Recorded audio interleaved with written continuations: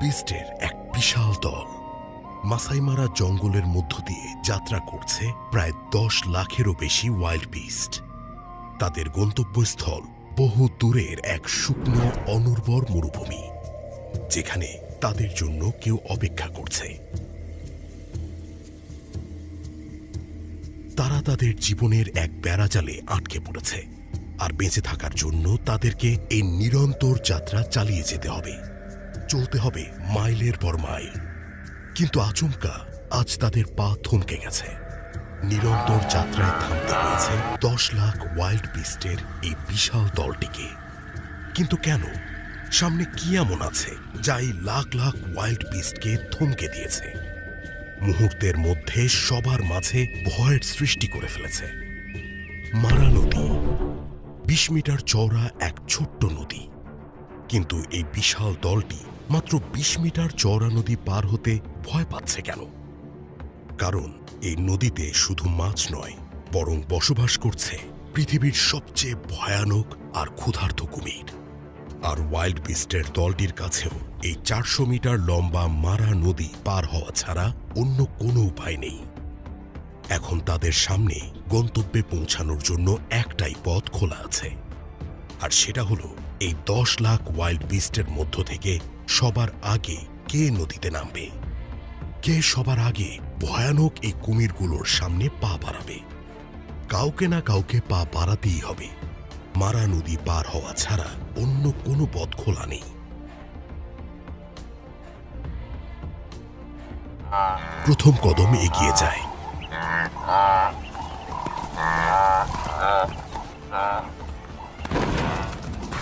আর একে একে সব ওয়াইল্ড বিস্ট জীবন আর মৃত্যুর লড়াইয়ে নেমে পড়ে, ঝাঁপিয়ে পড়ে নদীতে। এখন শুধু ভাগ্যের উপর নির্ভর করে এগিয়ে যাওয়া। ভয়ে ভীত এই বিশাল দলটি দ্রুত নদী পার হওয়ার যুদ্ধে নেমে পড়েছে।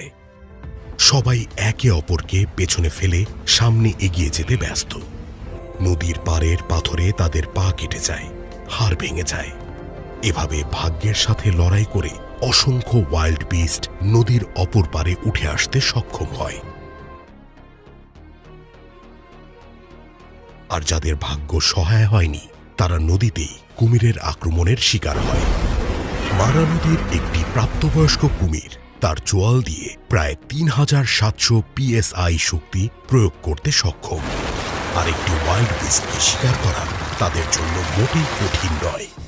কিন্তু এখানে একটি ওয়াইল্ড বিস্টের জীবনের বিনিময়ে লাখ লাখ ওয়াইল্ড বিস্ট কুমিরের হাত থেকে পালিয়ে বাঁচার সুযোগ পায়।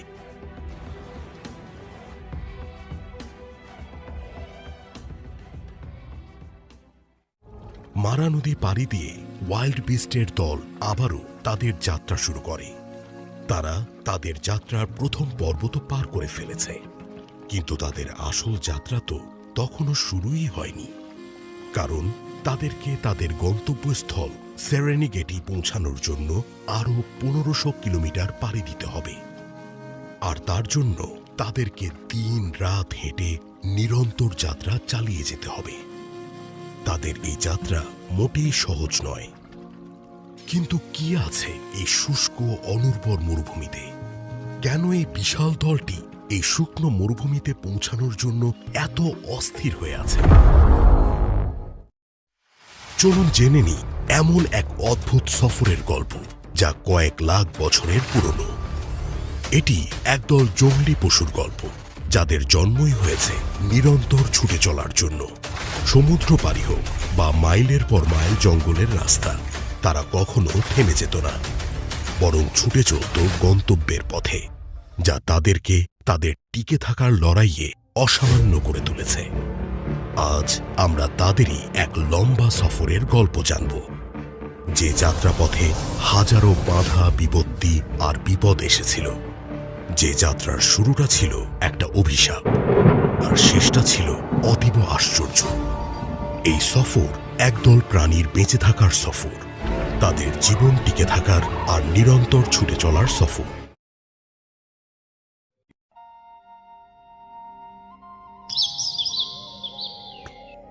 এই 10 লাখ ওয়াইল্ড বিস্টের বিশাল দলটি ততদিনে তাদের অর্ধেক সফর সম্পন্ন করে ফেলেছে। খুব দ্রুত তারা সেরেনগেটি পৌঁছে যাবে। কিন্তু সেরেনগেটি তখন পরিবর্তনের মুখে। এক বিশাল পরিবর্তন আসতে চলেছে শুষ্ক অনুর্বর সেরেনগেটির বুকে। সেরেনগেটির আবহাওয়া বদলে যায়। কালো মেঘে ছেয়ে যায় সেরেনগেটির আকাশ। কিছুদিনের মধ্যেই তীব্র বৃষ্টিপাত বদলে দেবে সেরেনগেটির পরিবেশ। সবুজে সবুজে ছেয়ে যাবে পুরো সেরেনগেটি। কিন্তু ওয়াইল্ড বিস্টের দলকে যত দ্রুত সম্ভব সেরেনগেটি পৌঁছাতেই হবে, কারণ কেউ তাদের জন্য সেখানে অধীর হয়ে অপেক্ষা করছে। ওয়াইল্ড বিস্টের দল তাদের নিরন্তর যাত্রা চালিয়ে যায়, আর এভাবে চালিয়ে যেতে থাকলে আগামী 1 মাসের মধ্যেই তারা তাদের গন্তব্যে পৌঁছে যাবে। কিন্তু তাদের যাত্রাপথের ওপর গোপনে নজর রাখছে আরও একদল হিংস্র জানোয়ার, যাদের এলাকায় পা রাখা মৃত্যুকে আলিঙ্গন করার সমান। African wild dogs. তারা দল বেঁধে শিকার করে বেড়ায়। তাদের চেয়েও 10 গুণ বেশি শক্তিশালী প্রাণীও তাদের সামনে অতি সামান্য। আর তারা শিকার করার সময় 2 বার ভাবে না। কোনো শিকারে নজর পড়ার সাথে সাথেই পুরো দল একসাথে শিকারের ওপর ঝাঁপিয়ে পড়ে, আর শুরু হয় তাদের ধরপাকড়ের খেলা। আর এই খেলায় ওয়াইল্ড ডগসের একমাত্র হাতিয়ার হল তাদের স্টামিনা। এরই সাহায্যে তারা কয়েক মাইল দূর থেকে তাদের শিকারের পিছু নেয়, আর দ্রুত বেগে শিকারের পেছনে ছুটতে থাকে। কিন্তু সব বাধা পেরিয়ে কয়েক মাস ধরে এক টানা মাইলের পর মাইল পাড়ি দিয়ে আসা ওয়াইল্ড বিস্টদের এই ওয়াইল্ড ডগদের সাথে পেরে ওঠার মতো শক্তি ছিল না। এটাই যেন ভাগ্যের খেলা, কারো মৃত্যু, অন্য কারো বেঁচে থাকার উপায়। এই খেলায় কাউকে ভুল বা সঠিক বলা যায় না।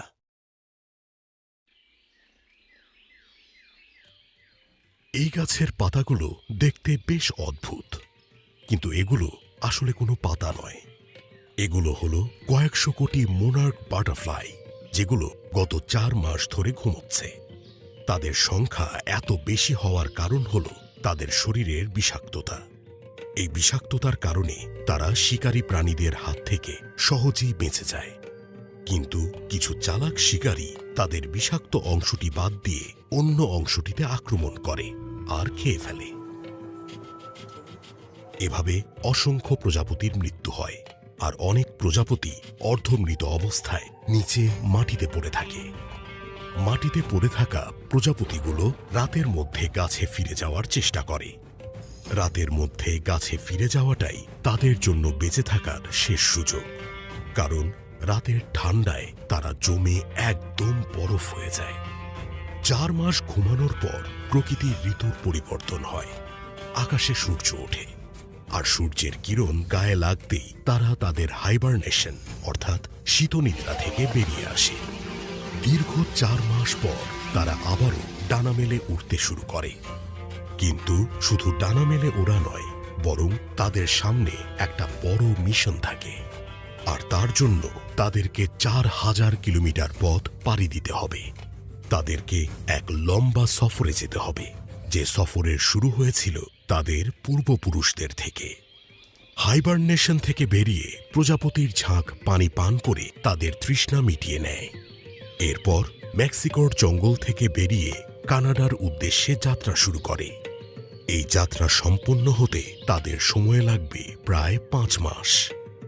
কিন্তু ভাগ্যের খেলা সব সময়ই আমাদের হাতের বাইরে।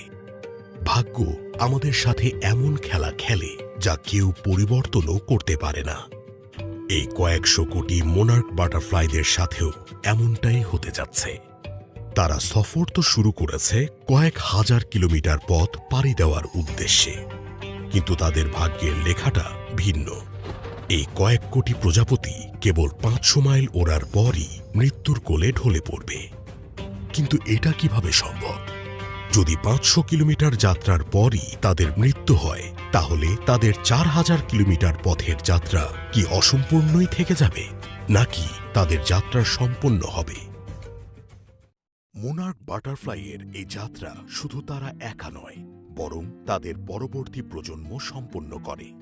অর্থাৎ তাদের এই 4000 কিলোমিটারের লম্বা সফর 4 প্রজন্ম মিলে সম্পন্ন করে।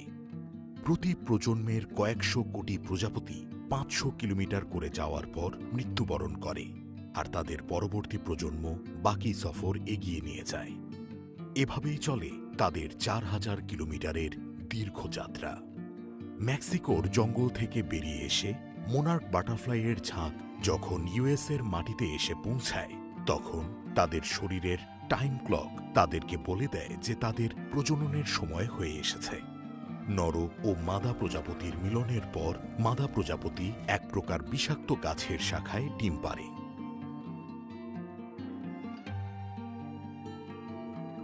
কারণ ডিম থেকে বেরিয়ে প্রজাপতির বাচ্চাগুলো যখন গাছের পাতা খেতে শুরু করে, তখন পাতার বিষাক্ততায় তাদের শরীরের রক্ত বিষাক্ত হয়ে পড়ে।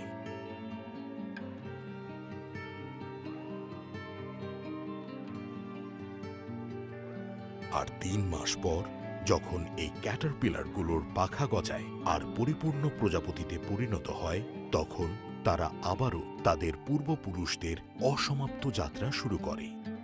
তারা এমন এক গন্তব্যের পথে উড়ে চলে যে জায়গা তারা কখনোই দেখেনি, কিন্তু সেই জায়গায় যাওয়ার দিক নির্দেশনা আর সেখানে যাওয়ার প্রবণতা তারা জন্মগতভাবেই পেয়ে থাকে।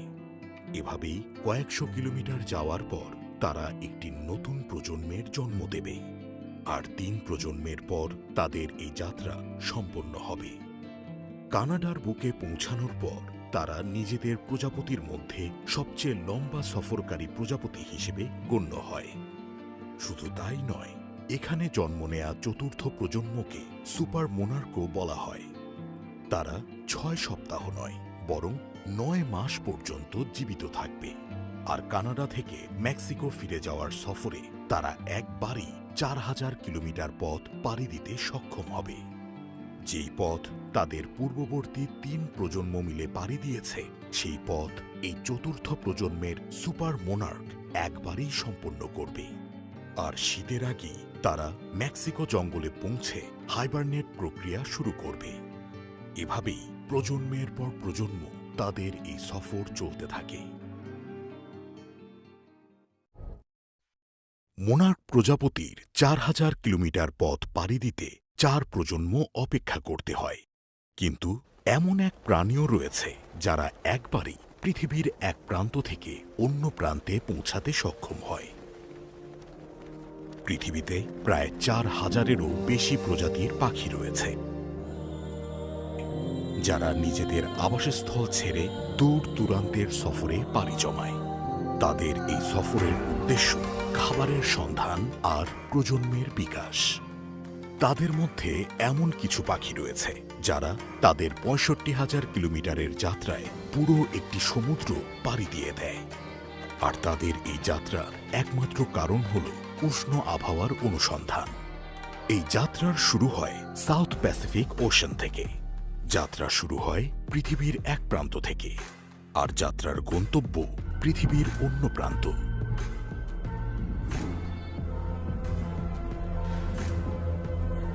সুটি শেয়ারওয়েটার্স, তারা গরমের সময়টিতে তাদের আবাসস্থলেই থাকে।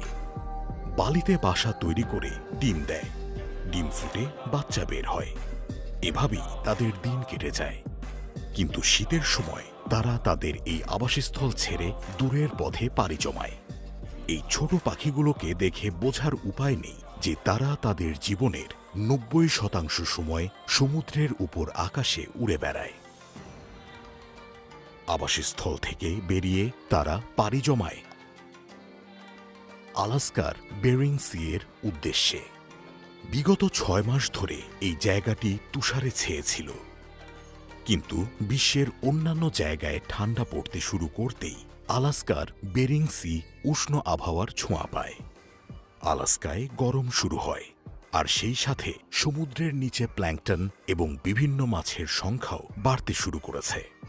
আর এই খাবারের সন্ধানী সুটি শেয়ারওয়েটার্স পাখিরাও প্রতিদিন 1000 কিলোমিটার পথ পাড়ি দিয়ে দল বেঁধে এখানে এসে পৌঁছানোর জন্য যাত্রা শুরু করে। কিন্তু তাদের আগেই 6000 তিমি সেখানে পৌঁছে যায়। বেরিং সি এর জলজ উদ্ভিদ আর প্রাণীদের একটা বড় অংশ সেই তিমিদেরই খাবার হতে চলেছে। আর যদি সুটি শেয়ার ওয়েটার্সরাও এই খাবারের ভাগ পেতে চায়, তাহলে তাদেরকে যত দ্রুত সম্ভব গন্তব্যস্থলে পৌঁছাতেই হবে। 1500 কিলোমিটার পথ যাত্রা শেষ করে অবশেষে সেই ওয়াইল্ডার বিস্টের দল সেরেনগেটি পৌঁছাতে সক্ষম হয়। ততদিনে সেরেনগেটিতে এক অপরূপ প্রকৃতির রূপ লাভ করেছে।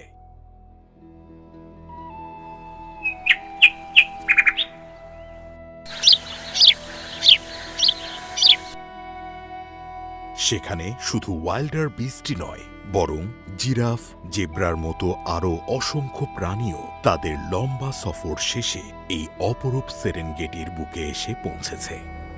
সেরেনগেটির মাটিতে জন্ম নেয়া ঘাস তাদের পরবর্তী যাত্রাপথের জন্য শক্তি যোগাবে। শুধু তাই নয়, গত 8 মাসের যাত্রায় যেসব মা ওয়াইল্ডার বিস্ট তাদের গর্ভে সন্তান ধারণ করে রেখেছিল, তারা এই সেরেনগেটির বুকে সন্তানের জন্ম দেয়। মাত্র 3 সপ্তাহের মধ্যে সেরেনগেটির মাটিতে 5 লাখ ওয়াইল্ডার বিস্ট জন্ম নেয়। জন্মের পরপরই সদ্য জন্ম নেয়া ওয়াইল্ডার বিস্ট হাঁটা, এমনকি দৌড়াতেও শিখে যায়। কারণ তারা জানত এই সেরেনগেটি তাদের খেলার বা আরাম করার জায়গা নয়, বরং এটি তাদের জন্য এক যুদ্ধের ময়দান, যেখানে টিকে থাকার জন্য তাদের প্রতি মুহূর্ত লড়াই করতে হবে।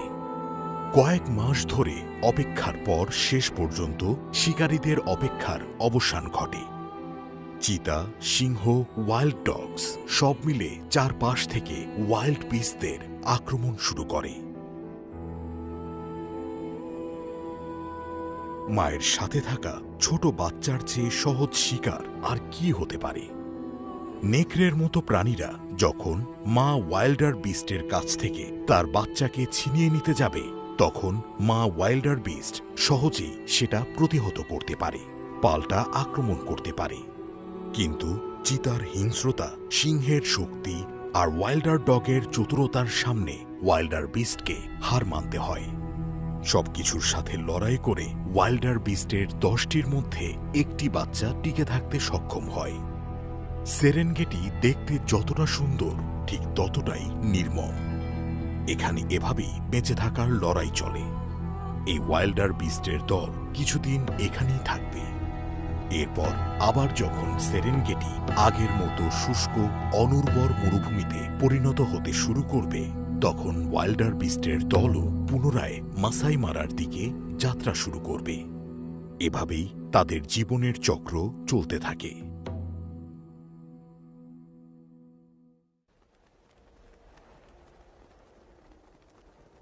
শেয়ার ওয়েটার্স পাখিরা দল বেঁধে তাদের গন্তব্যে তো পৌঁছে যায়, কিন্তু এই 65,000 কিলোমিটারের দীর্ঘ সফর শেষেও যেন তাদের বিশ্রামের সুযোগ নেই। কারণ তারা যদি বিশ্রাম করতে শুরু করে, তাহলে অন্যান্য সামুদ্রিক প্রাণীরাই সব খাবার খেয়ে শেষ করে ফেলবে। তাই কোনো রকম দেরি না করেই তারা খাবারের সন্ধান শুরু করে। খাবারের সন্ধানে তারা আকাশ থেকে খসে পড়া তারার মতোই পানিতে ডুব দেয়। পুরো পরিবেশটা তখন অদ্ভুত রকমের সুন্দর দেখায়, যা ভাষায় প্রকাশ করা অসম্ভব। একদিকে শেয়ার ওয়েটার্স ওপর থেকে পানির নিচে খাবারের সন্ধানে ঝাঁপিয়ে পড়ে, অন্যদিকে তিনি পানির নিচ থেকে তার মুখ বিশালাকৃতির হাঁ করে অসংখ্য খাবার নিজের মুখে নিয়ে নেয়।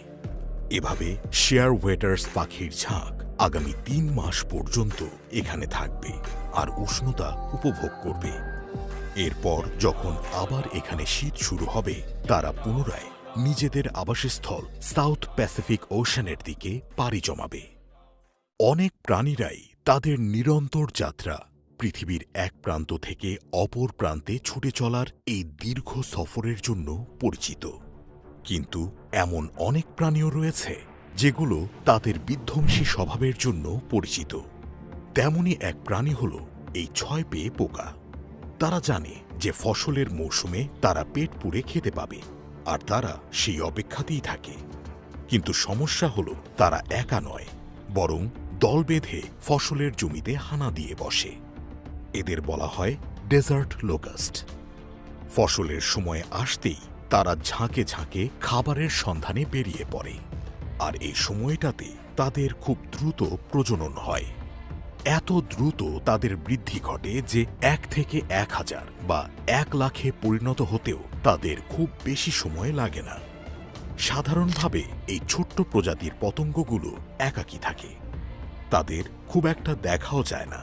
কিন্তু ফসলের সময় বা প্রকৃতি যখন সবুজে ছেয়ে যায়, তখন তারা দল বেঁধে এমনভাবে গাছপালা বা ফসলের জমিতে ঝাঁপিয়ে পড়ে যে সবুজ রঙের আর কোনো অস্তিত্বই পাওয়া যায় না।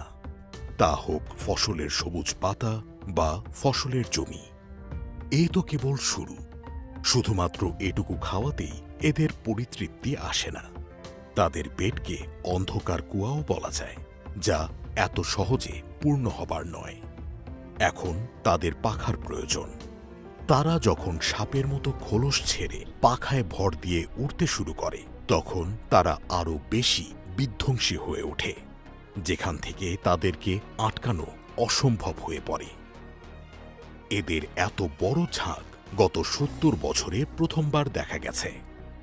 সংখ্যায় তারা 1-2 কোটি নয়, বরং কয়েক হাজার কোটি। আর তারা একদিনেই প্রায় 40,000 টন ফসল বা গাছের পাতা সাবার করে দিতে সক্ষম। প্রতিদিন কয়েকশো কিলোমিটার পাড়ি দিয়ে তারা আফ্রিকা থেকে এশিয়ার দিকে যাত্রা শুরু করে, আর 1 মাসে প্রায় 3000 কিলোমিটার পথ পাড়ি দেয়। শুধু তাই নয়, যাত্রাপথে সমস্ত ফসল গাছের পাতা খেয়ে উজাড় করে দেয়। প্রকৃতির পালা বদলে যখন ফসলের সিজন শেষ হয়, সবুজ প্রকৃতির পরিবর্তন হয়, তখন ধীরে ধীরে এরাও শেষ হয়ে যেতে থাকে, প্রকৃতির বুকে আত্মগোপন করে থাকে। এটি হল পৃথিবীর সবচেয়ে বড় ওয়েসিস, ওকাভাঙ্গো ডেল্টা। মরুভূমির বুকে অবস্থিত এমন এক প্রশান্তিময় জায়গা, যেখানে আশ্রয় করে বেঁচে থাকে হাজারো প্রাণী। এখানকার মিঠা পানিতে জীবন ধারণ করে 3 গ্রাম ওজনের মাছ থেকে শুরু করে 3 টন ওজনের জলহস্তির মতো অসংখ্য প্রাণী।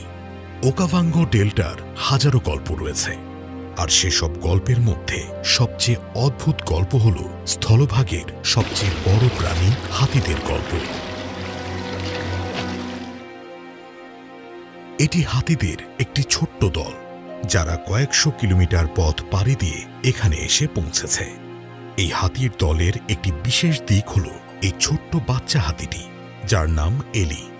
এলি তার ছোট্ট জীবনে এই প্রথমবার পানিতে নেমে খেলার সুযোগ পেয়েছে। পানিতে গা ডুবিয়ে তার এত লম্বা সফরের ক্লান্তি নিমেষেই মুছে গেছে। অফুরন্ত পানি, খাবার আর মায়ের মমতা, এটুকুই এখানে এলির দুনিয়া তৈরি করে দিয়েছে।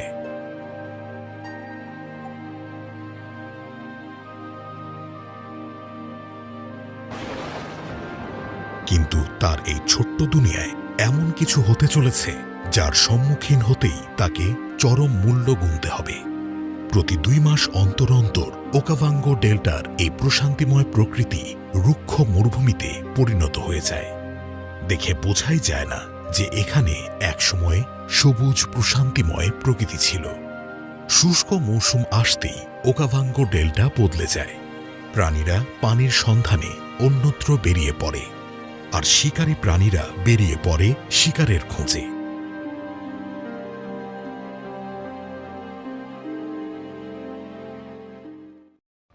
এখান থেকেই এই বিশাল হাতিদের এক অন্যরকম গল্পের শুরু হয়, যা তাদেরকে মরুভূমির বুকে মাইলের পর মাইল সফর করতে বাধ্য করে। কারণ পানি না পেলে তারা মারা যাবে, তাই বাধ্য হয় দীর্ঘ সফরে পাড়ি জমাতে। আর এই দীর্ঘ সফরের আগামী 8 মাস তাদেরকে হিংস্র শিকারী পশুদের মোকাবিলা করতে হয়। সেই সাথে প্রচণ্ড গরম আর পিপাসা তো আছেই। ছোট্ট এলি এখনো তার সামনের দিনগুলোর ভয়াবহতা জানে না। সে কি পারবে এই কঠিন পরিস্থিতিগুলো মোকাবিলা করতে? যাত্রা শুরুর আগে এই হাতির দলটি তাদের পিপাসা মেটানোর এই কর্দমাক্ত ছোট্ট জলাশয়ের কাছে আসে। কিন্তু এখানে তাদের সামনে অপেক্ষা করছে নীল নদের ভয়ানক কুমির। এই কুমিরদের দৃষ্টি হাতির ছোট্ট দলটির দিকে, কিন্তু মনে হয় না তারা হাতিদের কোনো ক্ষতি করতে পারবে।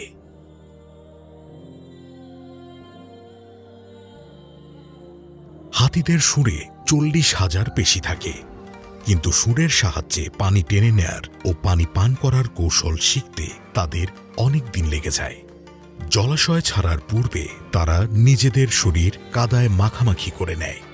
এটি সূর্যের তাপ থেকে বাঁচার একটি বিশেষ পদ্ধতি। এই কাদা তাদের শরীরে সানব্লকের মতো কাজ করবে, আর প্রচণ্ড গরমেও তাদের শরীর ঠান্ডা রাখতে সাহায্য করবে। হাতিদের এই ছোট্ট দলটিকে গাইড করছে দলের সবচেয়ে বড় এবং বয়স্ক হাতি মারা। সে এই ছোট্ট দলটির দলপতি। এই ছোট্ট দলটিকে পথ দেখিয়ে এক জলাশয় থেকে অন্য জলাশয়ে নিয়ে যাওয়ার দায়িত্ব দলপতি মারার। অনেক বছর আগে মারা যখন ছোট ছিল তখন সে তার মায়ের কাছ থেকে এই রাস্তা চিনে নিয়েছিল, আর এত বছর পরে এসেও সে এই রাস্তাটা এমনভাবে মনে রেখেছে যেন কদিন আগেই সে এই রাস্তায় ঘুরে গিয়েছে। কিন্তু গ্রীষ্মের প্রচণ্ড দাবদাহে মারার চেনা সব জলাশয় শুকিয়ে গেছে। জলাশয়গুলোতে কাদামাটি ছাড়া আর কিছুই অবশিষ্ট নেই। হাতিদের দৃষ্টিশক্তি কম, কিন্তু তারা শুঁড়ের সাহায্যে দূর দূরান্ত পর্যন্ত কোথায় পানি আছে সেই খোঁজ করতে পারে। এমনকি কোথায় মাটির নিচে পানি পাওয়া যাবে সেটাও তারা বুঝতে পারে। এই শুঁড়ের সাহায্যে তারা মাটির নিচ থেকে পানি তুলে আনতে পারে। হাতিদের এই বিশেষ ক্ষমতা আর পরিশ্রমের সুযোগ অন্য প্রাণীরাও ভোগ করে থাকে। প্রতিবারের মতো এবারেও প্রচণ্ড গরম এখানকার পানির প্রতিটি বিন্দু পর্যন্ত শুকিয়ে ফেলেছে। চারপাশে শুকনো ধুলো ছাড়া আর কিছুই অবশিষ্ট নেই। হাতিদের কান 240 কিলোমিটার দূর থেকেও লো ফ্রিকোয়েন্সির শব্দ শুনতে পায়, আর তাদের কান কেবল একটি আওয়াজের জন্য অধীর আগ্রহে অপেক্ষা করে থাকে, তুফান, যে আওয়াজ বৃষ্টিপাতের সংকেত নিয়ে আসে। হাতিদের এই ছোট্ট দলটি তো বৃষ্টির জন্যই দিনের পর দিন অপেক্ষা করে যাচ্ছে।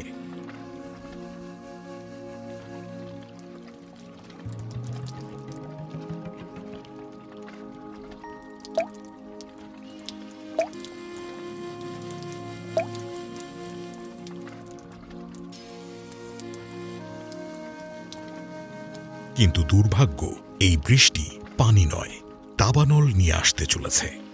কয়েক মাস থেকে শুকিয়ে থাকা পরিবেশে বজ্রপাতের সংস্পর্শে আগুন ধরে যায়, আর পরিস্থিতি 10 গুণ খারাপ হয়ে যায়। সে আওয়াজ শুনে তারা জীবন রক্ষাকারী পানির জন্য অধীর আগ্রহে অপেক্ষা করছিল। সেই আওয়াজ তাদের জীবনে দাবানলের সাথে সাথে কঠিন পরিস্থিতি নিয়ে আসে। ওলডোয়েঙ্গো লেঙ্গাই তানজানিয়ায় অবস্থিত এমন একটি আগ্নেয়গিরি যেখান থেকে গত 100 বছরে প্রায় 15 বার অগ্ন্যুৎপাত ঘটেছে। আজও এর ভেতর থেকে বেরিয়ে আসা গর্জন প্রমাণ করে যে এটি এখনও জীবন্ত। এখানকার স্থানীয় লোকজন মনে করে এখানে সৃষ্টিকর্তা থাকে, আর এই তীব্র আওয়াজ তারই। এখান থেকে কিছুটা দূরেই রয়েছে 60 কিলোমিটার লম্বা, শান্ত এবং অপরূপ এক ঝিল। কিন্তু এই ঝিল এতই বিষাক্ত যে এখানে কোনো প্রাণী বেঁচে থাকতে পারে না। এর পেছনেও দায়ী এই আগ্নেয়গিরি। এখান থেকে নির্গত সোডিয়াম কার্বনেট এবং অ্যালকালি মিনারেলের হাই কনসেন্ট্রেশন এখানকার পানিকে বিষাক্ত করে তোলে। কিন্তু প্রতি বছরই এখানে কয়েক সপ্তাহের জন্য বৃষ্টিপাত হয়, আর এই বৃষ্টিপাতের সাথে এখানে আসে এক ধরনের প্রাণী যারা এক রাতে প্রায় 600 কিলোমিটার পথ পাড়ি দিয়ে এখানে এসে পৌঁছায়। Laser flamingos. এরা ডিম পাড়ার জন্য আফ্রিকার পূর্বাঞ্চলে শুকিয়ে যাওয়া ঝিল থেকে এখানে এসেছে। এরা একসাথে দল বেঁধে থাকতে পছন্দ করে। এদের এক একটা ঝাঁকে প্রায় 10 থেকে 20 লাখ পর্যন্ত ফ্লেমিঙ্গোস থাকে। এরা সাধারণত মাইগ্রেট করে না, কিন্তু আবহাওয়ার পরিবর্তন, বৃষ্টিপাতের অভাব, গ্রীষ্মের দীর্ঘায়িত হওয়ার কারণে এরা মাইগ্রেশন করতে বাধ্য হয়। আর মাইগ্রেশনের জন্য তারা এমন একটি জায়গা বেছে নেয় যেখানে অন্য কোনো প্রাণী থাকে না বা থাকতে পারে না, আর সেখানেই তারা নিজেদের নতুন আবাসস্থল তৈরি করে নেয়। কিন্তু ঘর তৈরি করার জন্য তো একজন সাথীরও প্রয়োজন হয়। লেসার ফ্লেমিঙ্গোস একসাথে মিলে এক ধরনের নৃত্য করে, যার মাধ্যমে তারা নিজেদের সাথী খুঁজে নেয়। ক্ষুধা, তৃষ্ণা, গরম যাই থাকুক না কেন, তাদের এই নৃত্যানুষ্ঠান প্রায় 1 মাস পর্যন্ত অব্যাহত থাকে। সাথী খুঁজে নেয়ার পর তাদের ডিম দেওয়ার সময় হয়ে আসে। ফ্লেমিঙ্গোস ঝিলের মাঝে মাঝে শুকনো জায়গায় কাদামাটির ছোট্ট ঢিবি তৈরি করে। এতে করে পানির কাছাকাছি কাদামাটিতে ডিম ঠান্ডা থাকে। আবার পানির স্তর বৃদ্ধি পেলেও ডিম পানিতে ডুবে যায় না। 5 লাখেরও বেশি ফ্লেমিঙ্গোস লেক নেইটেনে ডিম দেয়। তাদের কোনো শিকারী প্রাণীর ভয় করতে হয় না, কারণ এই ঝিলের পানি এতটাই ক্ষারীয় যে অন্য কোনো প্রাণী সেখানে থাকতেই পারে না। এই ঝিলের পানি রক্তের মতো লাল হওয়ার পেছনে এক বিশেষ ধরনের শৈবালের প্রভাব রয়েছে। 28 দিন পর ডিম থেকে বাচ্চা বের হয়।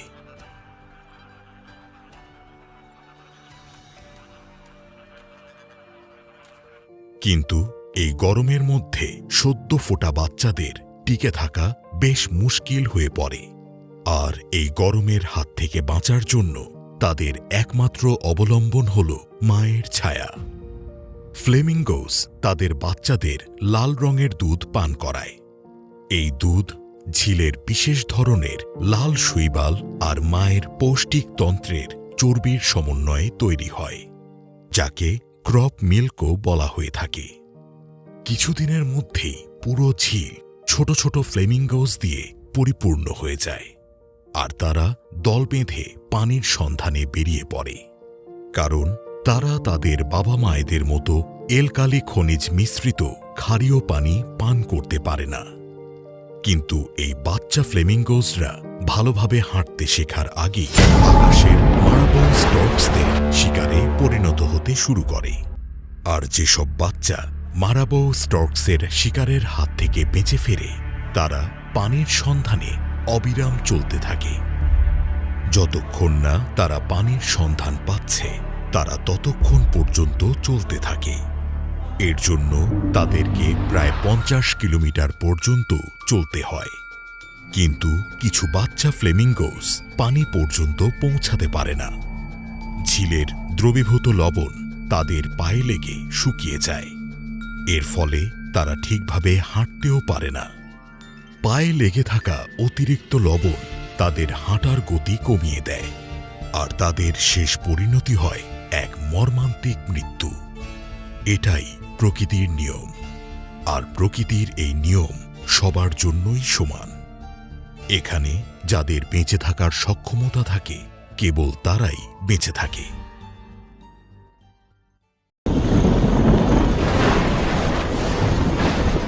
জাম্বিয়ার এই জঙ্গলে লক্ষ লক্ষ চামচিকা একত্রিত হতে দেখা যায়। কিন্তু এগুলো কোথা থেকে এসেছে বা কেন এসেছে তার কোনো হদিস পাওয়া যায় না। কিন্তু চোখের পলকে এদের সংখ্যা লক্ষ ছাড়িয়ে কোটিতে পরিণত হয়।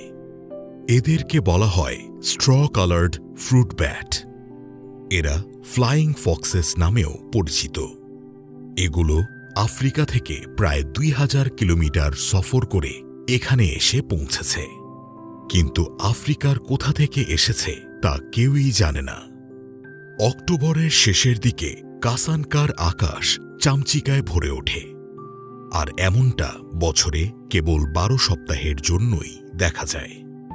চামচিকাদের এখানে আসার কারণ হল কাসাঙ্কার মাটিতে জন্মানো পাকা ফল, আর এই ফল গর্ভবতী চামচিকাদের জন্য বিশেষ উপকারী।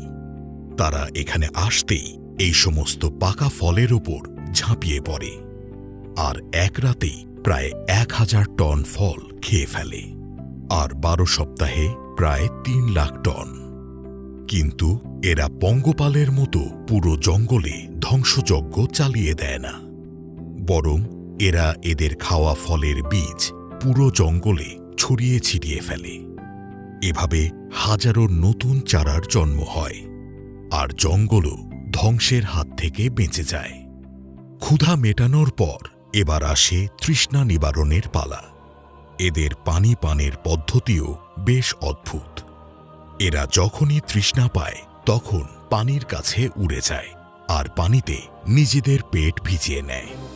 এতে করে যখনই তারা উল্টো হয়ে ঝুলে থাকে পানি পেট থেকে এদের মুখে যায়। এভাবেই তারা তাদের তৃষ্ণা নিবারণ করে থাকে। কিন্তু তাদের এই তৃষ্ণা নিবারণের রাস্তাটা এতটাও সহজ নয়, কারণ নদীতে প্রতি 2 মিটার দূরত্বে ওত পেতে থাকে ক্ষুধার্ত কুমির।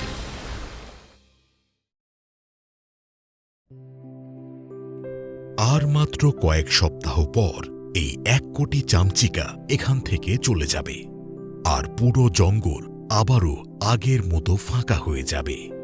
বছরের বাকি দিনগুলো এরা কোথায় থাকে তা কেউই জানে না, কিন্তু বলা হয়ে থাকে যে এরা কঙ্গো রেইন ফরেস্ট গুহায় গিয়ে আত্মগোপন করে আর সেখানে লাখ লাখ সন্তানের জন্ম দেয়।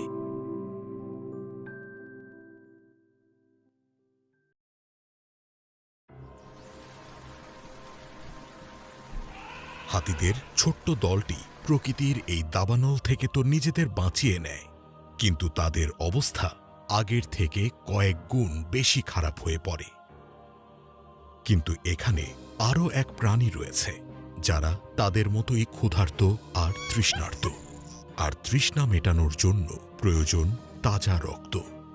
বাঘের আক্রমণ থেকে বাঁচাতে বড় হাতিরা এলি আর অন্যান্য বাচ্চাদের চারদিক থেকে ঘিরে ফেলে, কিন্তু বাঘ তখনই তাদের ওপর আক্রমণ করে না।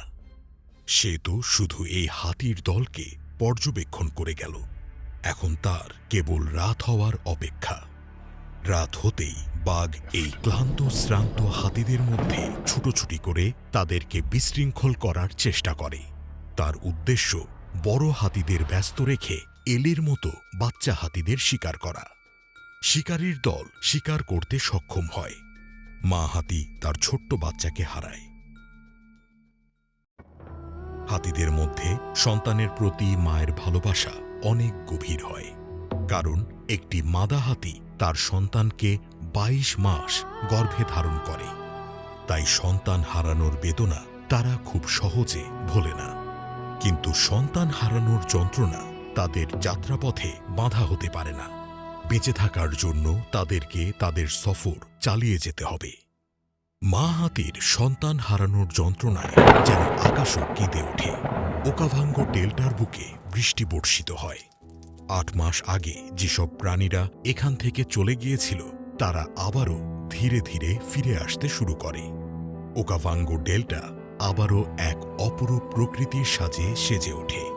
কিন্তু এই সুন্দর প্রকৃতি আবারও একদিন রুক্ষ মরুতে পরিণত হয়ে যাবে।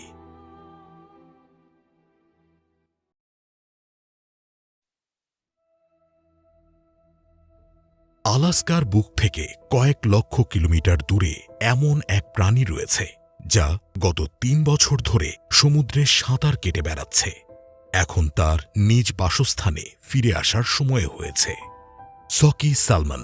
এদের শরীরে প্রাকৃতিক যে হরমোনাল টাইম ক্লক রয়েছে তা তাদেরকে জানান দিচ্ছে যে তাদের ডিম পাড়ার সময় হয়ে এসেছে। কিন্তু ডিম দেওয়ার জন্য তাদেরকে সেই জায়গায় ফিরে যেতে হবে যেখানে তারা নিজেরা জন্মগ্রহণ করেছিল। এই কয়েক লক্ষ মাছ ক্ষারীয় পানি থেকে মিঠা পানির দিকে তাদের যাত্রা শুরু করেছে, আর নিজেদের আবাসস্থলে পৌঁছানোর জন্য তাদেরকে পাড়ি দিতে হবে বিশ্বের 8ম বৃহত্তম ঝিল লেক ইলিয়ামনা।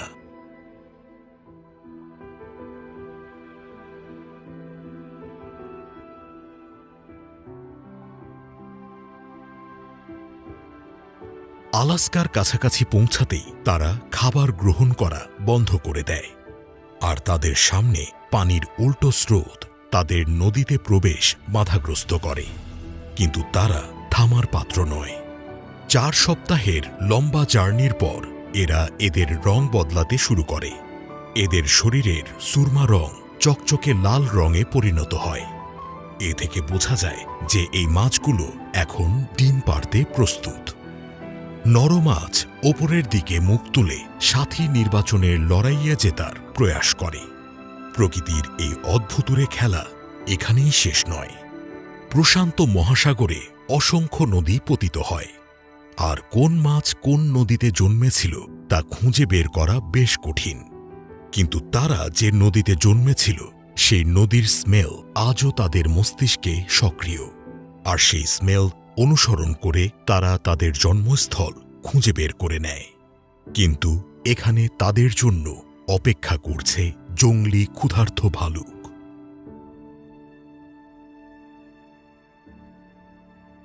সকি সালমনের ঝাঁক বিদ্যুতের গতিতে ভালুকের থাবা থেকে বেরিয়ে যায়। কিন্তু যেখানে পানি কম সেখানে ভালুক শিকার করতে ব্যর্থ হয় না। ভালুকদের জন্য এই মাছগুলো শিকার ভীষণ প্রয়োজন, কারণ তাদের আসন্ন শীতে হাইবারনেশনে যেতে হবে, আর এই হাইবারনেশনের জন্য তাদের প্রচুর পরিমাণে প্রোটিন প্রয়োজন, কারণ তাদেরকেও তাদের সন্তানদের জন্ম দিতে হবে। টানা কয়েক সপ্তাহ পানির প্রতিকূল স্রোত আর শিকারী প্রাণীদের সাথে লড়াই করে সকি সালমন মাছের ঝাঁক নিজেদের জন্মস্থানে এসে পৌঁছাতে সক্ষম হয়। এখানে শুরু হয় প্রকৃতির এক অদ্ভুত প্রদর্শন। মাছ তার ডিমে নিজের জীবনটাই উৎসর্গ করে দেয়। এরা জানে যে ডিম পাড়ার পর তারা মারা যাবে।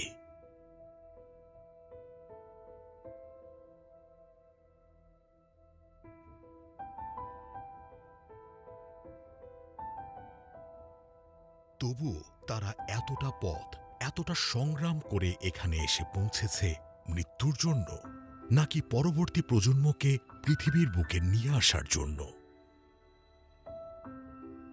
মা মাছেদের মৃত শরীর থেকে বিভিন্ন পুষ্টিকর উপাদান নির্গত হয়, যা এখানকার পানির সাথে মিশে যায় আর এই ডিম ফুটতে সাহায্য করে। আগামী 12 সপ্তাহ পর ডিম ফুটে যে বাচ্চা বেরোবে তারাও তাদের মায়ের মতো একই যাত্রাপথে যাত্রা শুরু করবে। এই পৃথিবী আমাদের অনেক কিছুই শেখায়। এখান থেকেই আমরা শিখি যে কোনো কিছুর শেষ পরিণতি ভালো বা খারাপ হয় না। এখানে কোনো সফর শুরু বা শেষ হয় না, দুনিয়া এভাবেই চলতে থাকে। এখানে খুশিতে লুকিয়ে থাকা দুঃখ আর দুঃখের মধ্যে লুকিয়ে থাকা সুখ জীবনকে জীবনে পরিণত করে তোলে। চলুন আমরাও এক সফর শুরু করি, অজানাকে জানার সফর, যেখানে আমরা জানব কোনো প্রাণী ছোট হোক বা বড়, তাদের গল্পগুলো একরকমই হয়ে থাকে। আমরা আমাদের এই সফরে অনেক কিছু জানব।